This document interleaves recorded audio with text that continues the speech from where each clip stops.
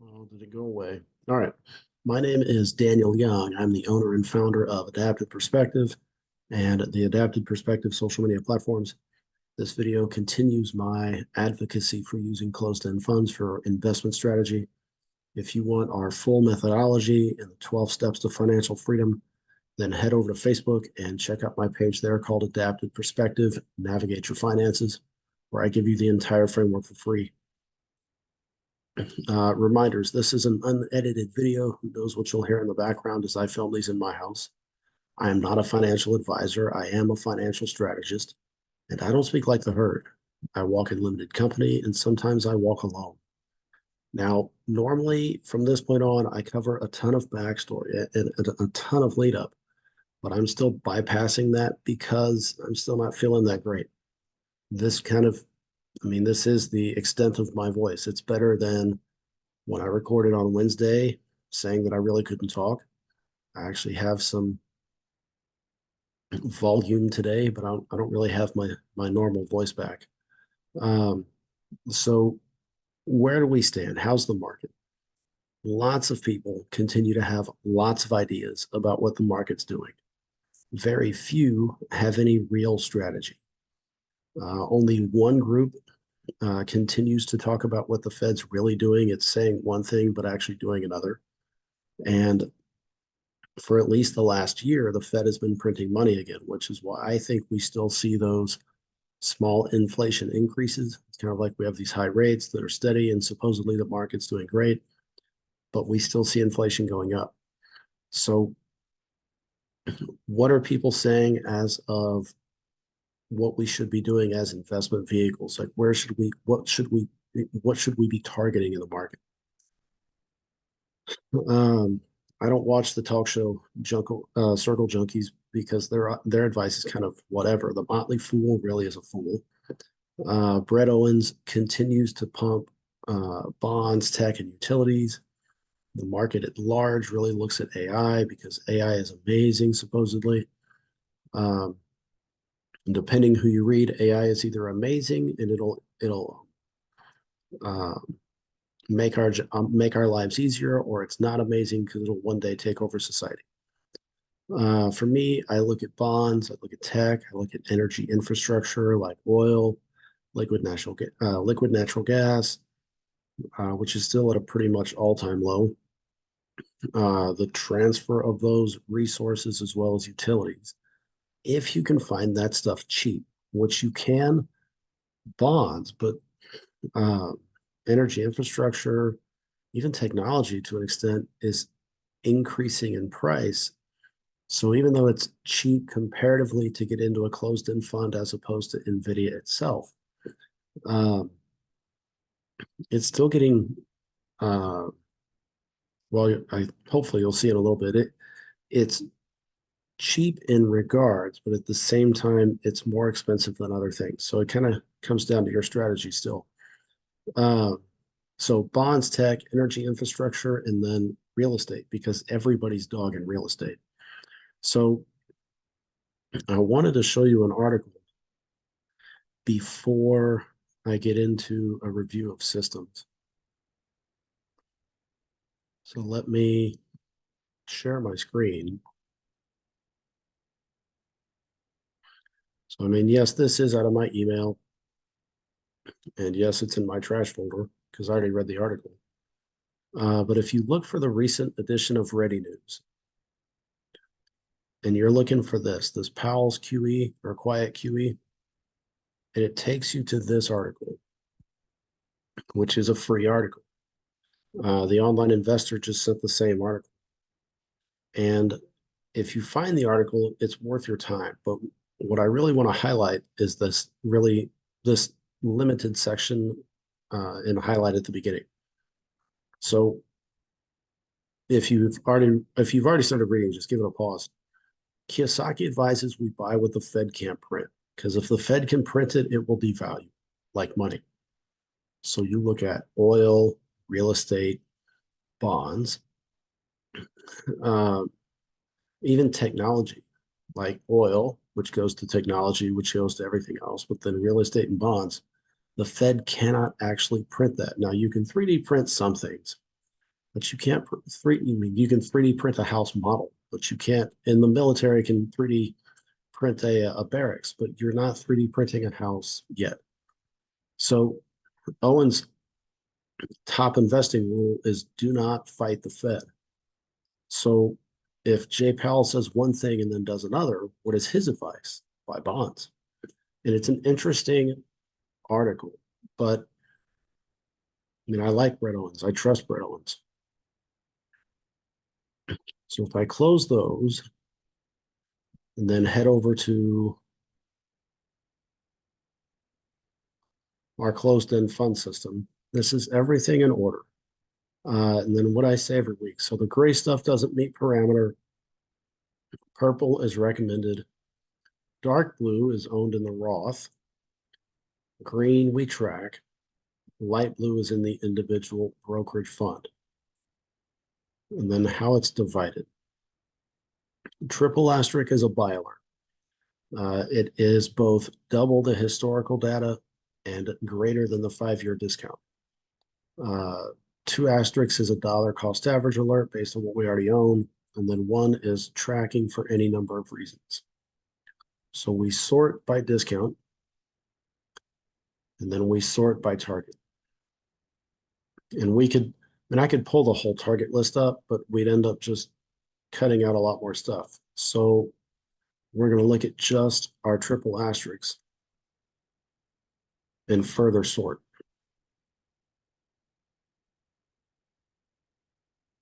Current would be what we already have. So we're going to kick all these cells over. So let's first sort by dividends. So we want monthly paying dividends. I mean, maybe you don't, but for us, we want monthly paying dividends. Now, KYN is a great energy transfer utility company, but it's a category 1, and we already own a considerable amount of it compared to everything else we own. The yield is actually below 9% for the first time in forever. But since we're looking at monthly, it gets cut out. Next, I mean, everything's already significant. So that's already pre-sorted based on that prior list. So since everything's monthly, now we're going to target yields. Our focus has been 9% and above. There are 2 exceptions to that rule. We can eliminate this. This one is the first exception. So if we go back to that prior screen, HFRO holds the highest discount. You're essentially getting it for 50% off, meaning instead of paying $1, you're getting it for 50 cents. That's hard to look past. And it's everything real estate. I mean, it's real estate, senior loans, collateralized loans, some other stuff, but it is really just heavy, heavy real estate. The other is this. RMM is a municipal fund, and it pays a tax equivalent yield. So it's a tax-free municipal bond company that pays the biggest yield I've found. And yeah, it's more per share than others, but it also pays a bigger yield than others. So, excuse me, it'll stay on the list for now. But these others that are sub 9 are going to get deleted. Now, I've said before, and I will say again, consumer is too volatile for me. And when I saw the updated HGLB portfolio and that they've added about 10% consumer, it used to be a fairly compact portfolio in CAN.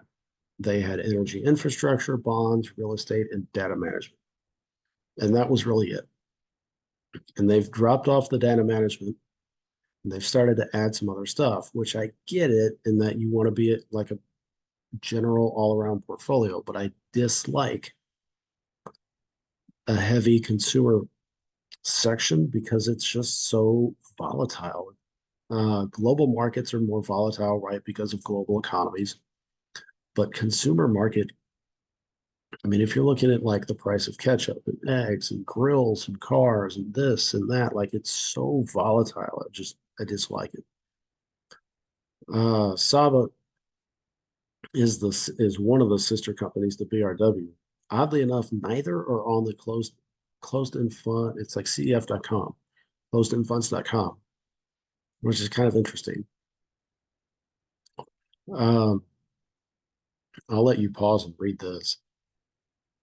But Saba just executed a reverse split, and then it disappeared, and BRW disappeared from the CEF website run by Nuveen. So I don't know if that's um, related to that overall ongoing battle between uh,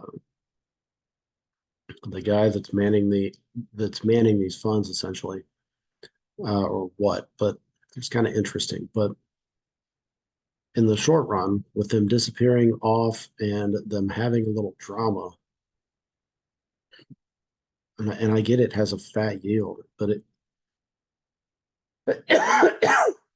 excuse me. Um, the reverse split is supposed to drive this cost down in theory. We'll see if it does, but as it is, it's not going to make the cut this week. Um,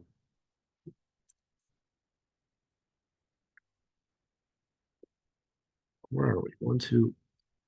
Facts I looked at again. When I bought Facts originally, I liked the consistent dividend. What I've learned since then, I dislike that the dividend never changes. And I dislike that the discount window doesn't fluctuate a ton. I dislike that the overall value of the company doesn't change a ton. Um,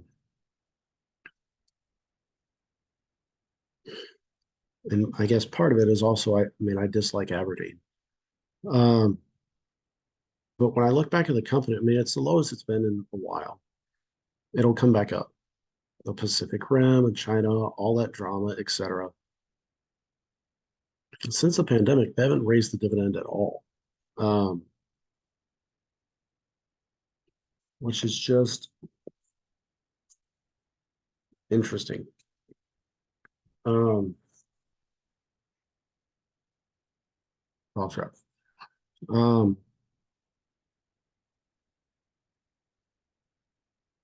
I am unsure of it as a long-term solution, so it's hard to leave it on the list. And it's honestly also why it's earmarked for sell. This is our everything gray is what we've sold. These are what I want to hold long term. Pink is earmarked for sell. Now, when I don't know. I have to look more at that, but it facts does not filter into my long term solutions anymore, so it's not going to make this list. But that leaves us with six funds, and it comes down to your strategy. And if you forced me to pick, I could pick two out of this list. 6 hours ago, I could not, but right now, I can pick two out of this list that I would buy tomorrow if we were going to buy tomorrow. And we're not because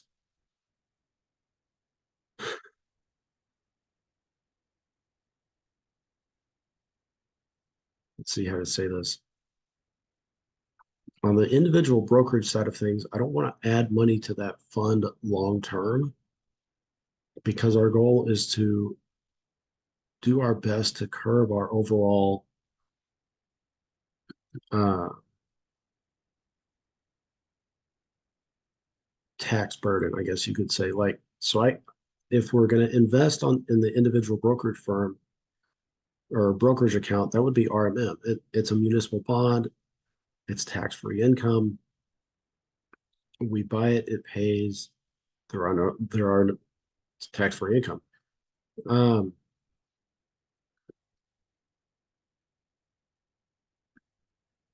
it's kind of setting up that individual account to where it'll generate dividends. And things like the residual things that we end up being invested in, energy transfer, real estate, uh, things that will perform now and long term. And then on the curve of that, like when oil again is so popular and so overproduced that the value drops out of the market again, that'd be a great, like pre that, that's a great time to sell those companies and then reinvest that money in our Roth. On the Roth end of things, it's it's supposed to work exactly like the individual account. Buy stuff, you sell stuff, everything's trapped up and wrapped up inside the Roth, and you're fine as long as you jump through the hoops and don't take any money out. But seeing is believing in the sense that all the companies we've bought pay a dividend and they all pay it at the end of the month. Based on X dividend dates, we did not make the cut for the April dividend payment. So I want to wait in general, straight honesty, I want to wait until we actually get a dividend payment at the end of May. And if at the end of the May we get all the dividends and it does work just like a regular brokerage account, it's just a Roth, then we'll buy more in there. But I'm hesitant to buy more or put more money in, not knowing for sure if we get dividends,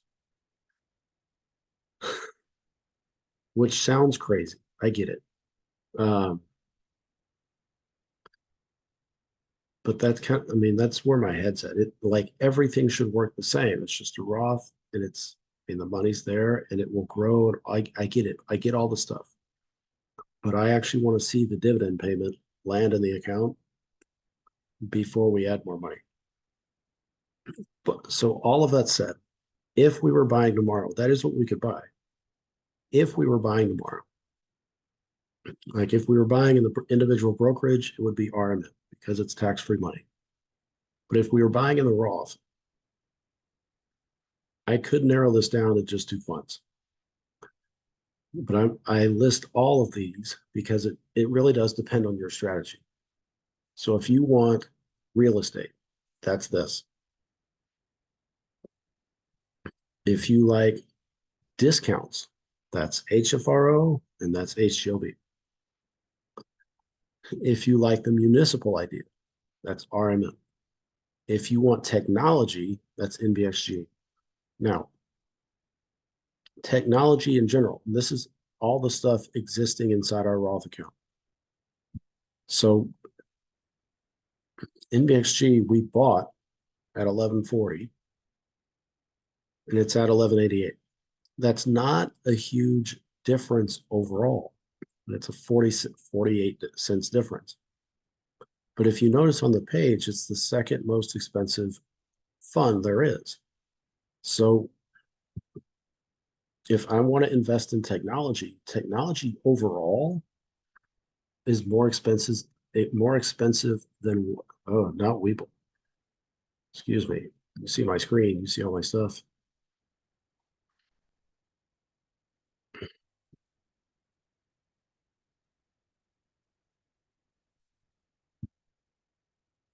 If we look at where the fund has been, it has not been around that long. And like most funds, it dropped off. Now it's scaling back up. In the grand scheme of things, it's not that much compared to where it could go. But in the short run, it's more than where it's been versus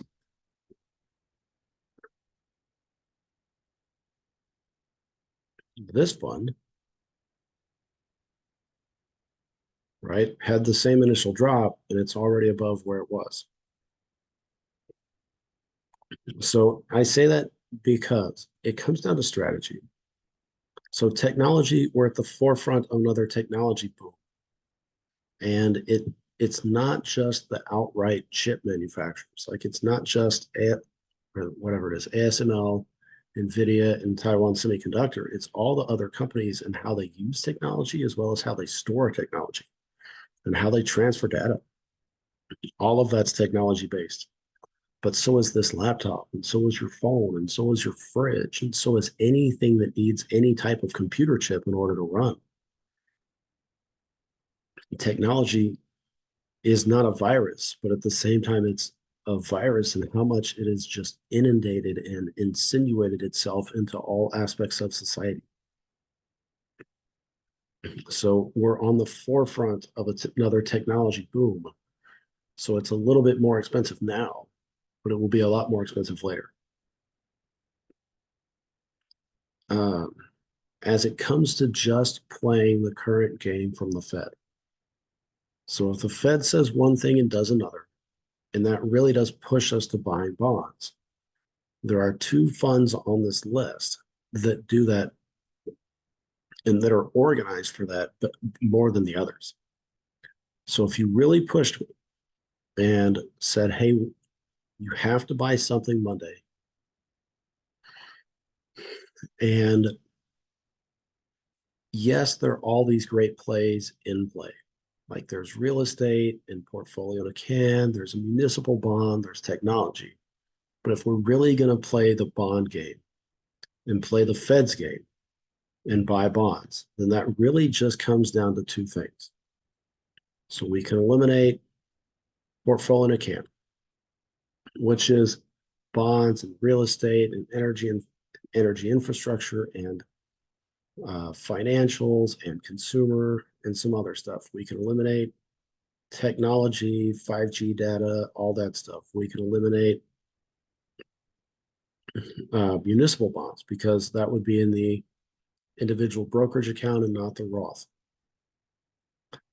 And we can eliminate real estate, then it really is these two. You've got loans or corporate loans, you have bonds, which are really all the same thing, but it's a global thing. It's in America and abroad. So it's more volatile than just something that's American owned and, or maybe assets only in America. And I like the all American outlook. But with countries in Europe and others curtailing their interest rates and doing the same thing the Fed's doing, honestly, they're slipping back into quantitative easing and manipulating that market. And Brett Owens said it best. Like, if you thought the Fed was going to raise rates in a presidential year, you're crazy. They will keep them the same, and at some point they will drop them so they can say, hey, look how great a job we've done, and hope that you look past the main issue is that they caused the problem and are now trying to solve the problem. But if you want to play the bond game, and if you want to play the bond game now with uh, I would say focusing on now what the Fed's doing, but also looking long term, it's these funds. And you can do it one of two ways. You can split the investment. Ooh, that is, yeah, that's the right column. So you could split the investment, right? That puts us at 670. That's well under 800. You'd end up with $87 a year, right? This would give you 102 a year,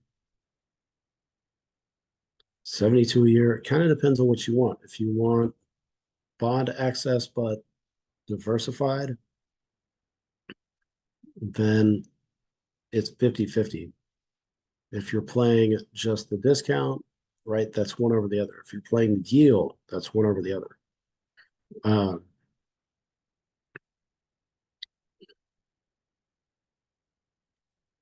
for us, we would split it. And but if you absolute forced me, I could argue for both.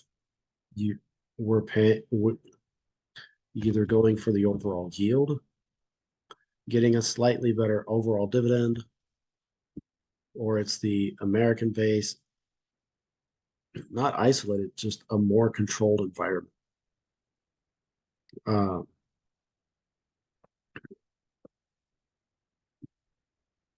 But I think for us, it would be a little bit of both. Uh, but if we really are going to play the game, I mean, you could argue for, we can go back, see how long it takes us to go back.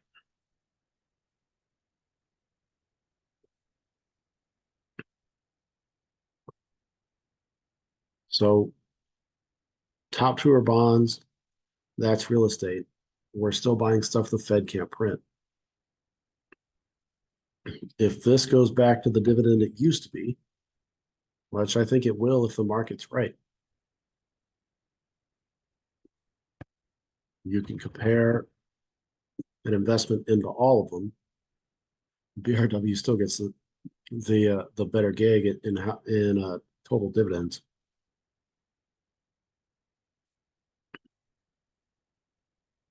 right? But if we're playing the game, like the Fed is stacking the field and they're controlling the economy and the overall value of the dollar and the overall value of bonds,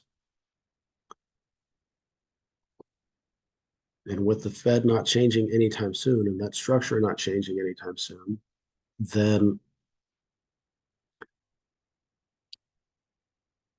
I think we have to take Brett's advice. As much as all of these other things are interesting and all of these other things are promising, if the Fed's going to do one thing and say another and kind of juice the market for bonds overall, I think it really is you buy bonds. So whether that's a global approach, US and others, or only US, depends on your comfort level, depends on your strategy, and really just depends on what money you have on hand. Uh, for us, we would split it. For you, that's your choice. And as long as you can justify it out loud to somebody else, then I'd say you've justified it. But that's kind of anything. Like if it's inside your head, but you can only think about it in your head and never really articulate what you're trying to do,